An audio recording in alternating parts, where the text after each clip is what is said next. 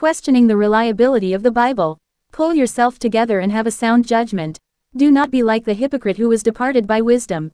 Questioning the reliability of the Bible put you in the edge of a cliff whether you will jump or not to jump. You only have two choices, either you will believe or not to believe. At first 50-50 for you of where you will go. Then if you believe in yourself your free will guide you, either you want knowledge or left behind being a fool, always two choices for you. An example of shaking belief was when Epic of Gilgamesh was unearthed. Historians and archaeologists were put all their efforts on how to read the texts, for it was in Sumerian and they don't have the ability to read it. Then because they did not stop finding and searching for the answers, time came somebody deciphered the texts. So here, if there is a will there is a way, as the saying goes. The interpreter jumped in her seat in so much joy, for after so long years they now have the answer. The Epic of Gilgamesh was a story about global flood, but the characters were very different and the story has some twists from the Bible. At first all those who believed the reliability of the Bible were in so much joy for a time being. But when questions arised, they were in a state of trouble, mind-boggling.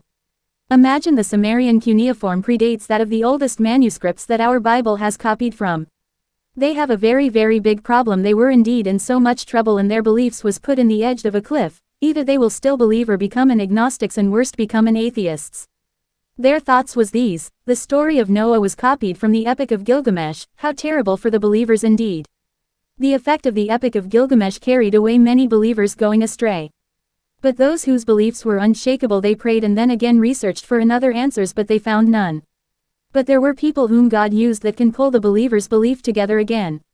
These people understand that Noah's flood or Gilgamesh flood were one and the same story, only that they were in a different state of the art.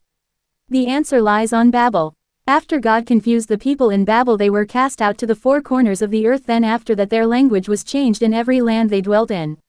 Generations come and go until the time that the story were put to the texts. Some people wrote it in different language and in a different time frame. Now relaying the message in oral form has an effect if it goes for a long time, in so much generations had passed and in different language. There you now have the answers. Some people of today claimed, no, that is not the name of the Messiah, Jesus is a pagan name, and so on. Again, if you are willing and have a sound judgment, look back again to what the Epic of Gilgamesh had done to the believers. Only those people who were unshaken cannot be shaken. They always found an answers to your way questioning. God is a pagan word, etc., etc. These people are fools from their mother's womb, they understand nothing.